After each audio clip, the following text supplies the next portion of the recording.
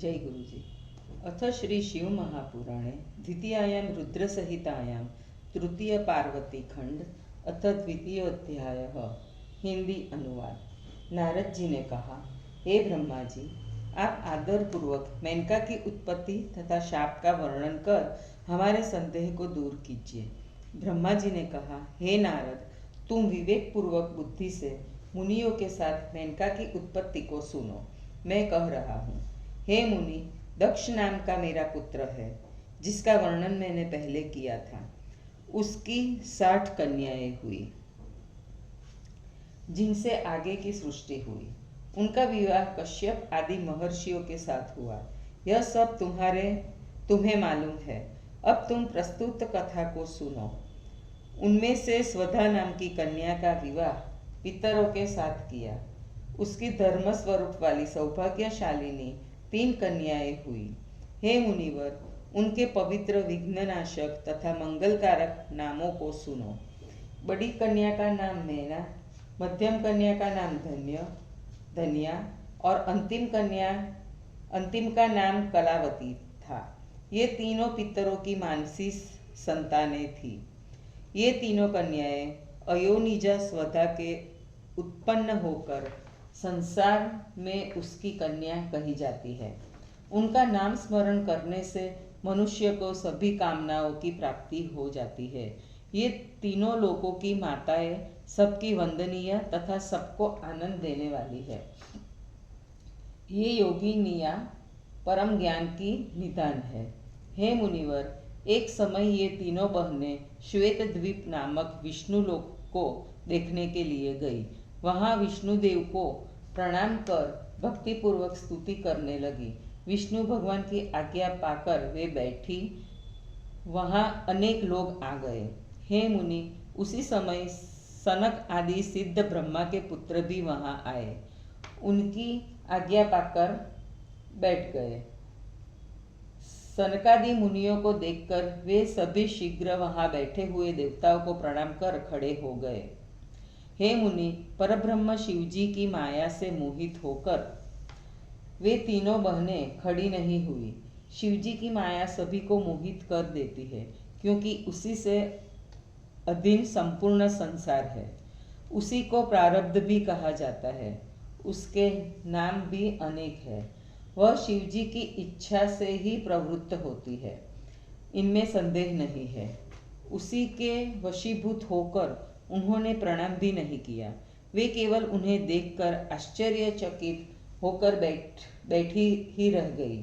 ज्ञानी सनकादि मुनीश्वर भी उनकी उस अशिष्टता को देखकर अत्यंत क्रुद्ध हुए।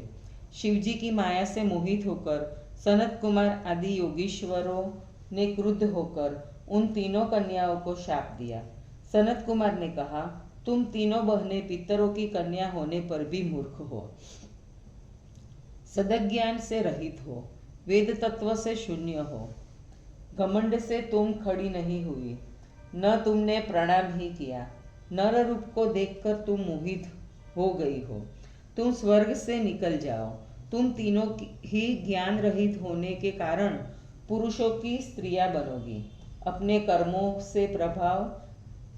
कर्मों के प्रभाव से इस प्रकार के फल को प्राप्त करो।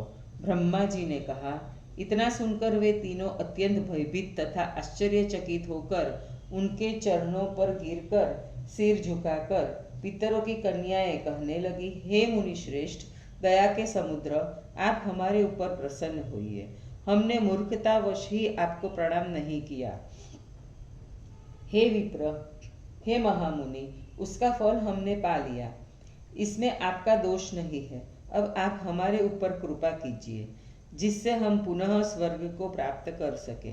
ब्रह्मा जी ने कहा, हे तात, उनके वचनों को सुनकर शिव माया से प्रेरित होकर उस मुनि ने कहा कि मैं अब शापोद्वार विधि को कहता हूँ।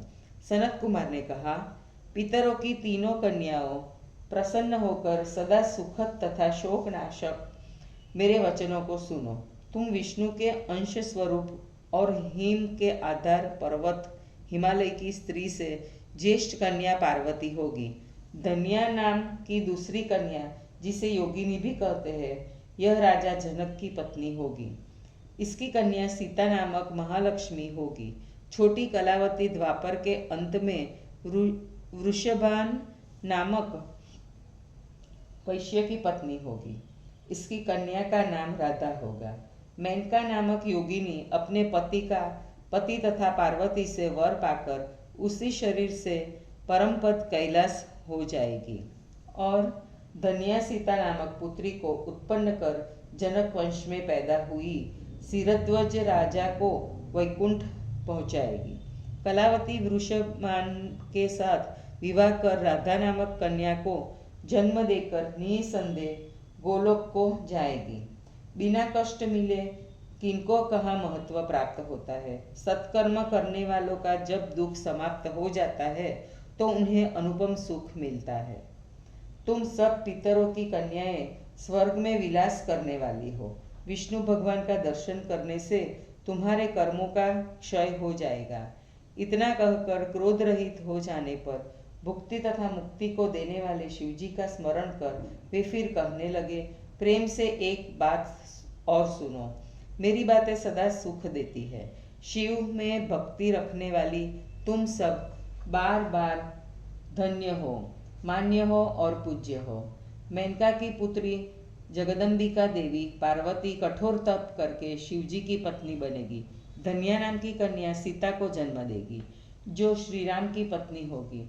लोक व्यवहार का आश्रय लेकर श्री राम के साथ विवाह करेगी।